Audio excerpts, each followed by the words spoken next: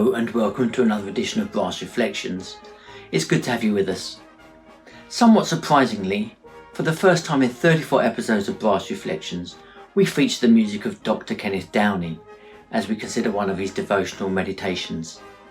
Bringing his thoughts in this episode is my predecessor as bandmaster, Major John Mott.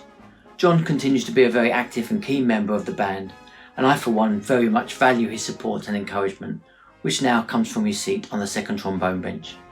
Here he is to introduce Ken Downey's beautiful composition, Sacrament.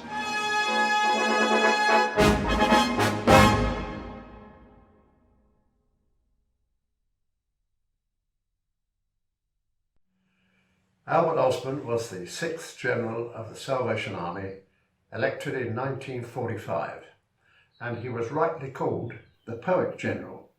That is, until a certain John Gowans burst on the scene. There are many songs by Albert Orsborn in the songbook, and most of these have found a place in the hearts, minds and souls of people who have sung them in congregations, small groups and officers' councils. To list a few of them: I know thee who thou art, in the secret of thy presence, let the beauty of Jesus be seen in me. But there is one which has special significance, and this is the one we're going to listen to this evening. My life must be Christ's broken bread. The tune we use is by the classical composer Louis Spohr. Now, when the General was elected just after World War II finished, he immediately set off travelling around Europe, and after visiting Scandinavia, he found himself in Germany. In Berlin, to be exact. He writes on finding absolute devastation, poverty and ruin. He met Salvationist officers and soldiers alike who were dressed in uniforms that had been buried underground. They were very dirty. They were wearing shoes that were clearly worn out. And Osborn looked at himself dressed in a good uniform and felt that he wanted to swap with his comrades. And it's whilst in Germany he wrote this song, actually finishing it in the Red Shield Hostel in Berlin. The General says that this was the nearest he could get to offering a symbol of the army to a fellow Salvationist. He also said that this song has been used by other churches which use the sacraments of bread and wine. Personally, I've never had a problem with accepting with the Army's standpoint on the sacraments. We believe that they are not an essential means of grace.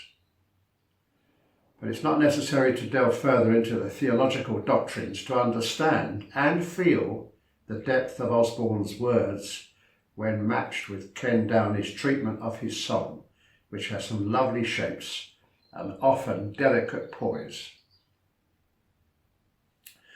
Ken told me that this piece was written after hearing a sermon by John Gowans at Boscombe, when the Winchester Band, of which Ken was then the bandmaster, was on duty for John Gowans' welcome as the TC. The euphonium begins a solo version of the tune, underlining the personal nature of the song immediately. My life must be Christ's broken bread. This develops into a duet for 2 euphoniums. Oh, as an aside, Ken told me that 2 of his best players in the band at that time were the euphonium and the baritone, and it was always these guys who played the duet. But then there follows indications of sharing the sacraments with original music, ominous sounds bringing doubt about being worthy. There's drama in the music, including a reference to the winepress, this strange word meaning Calvary. Osborn says, beyond the brook the winepress stands. And he was using this as an image of the body of Christ being crushed, with his blood being shed for our salvation.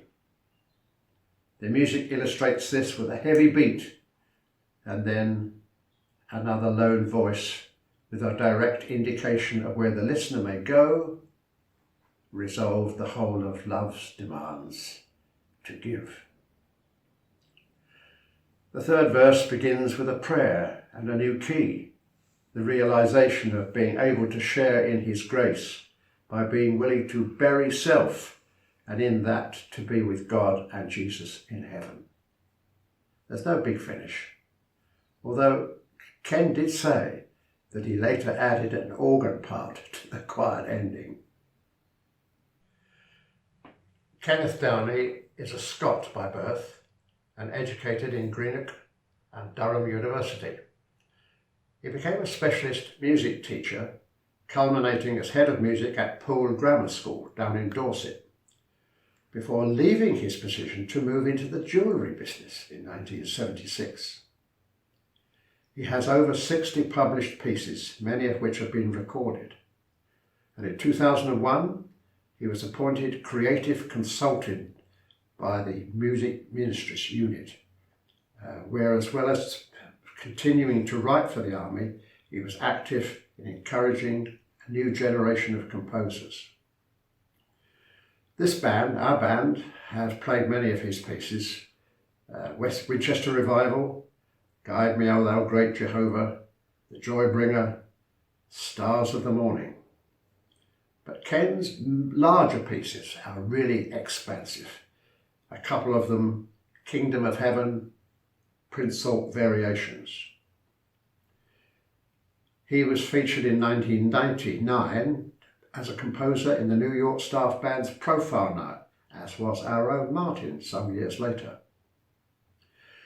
After serving as bandmaster at Winchester for some years, he now lives near Exeter and writes most of his work in a specially built shed at the bottom of his garden, which looks over the River Exe. He is also a keen supporter of Liverpool Football Club.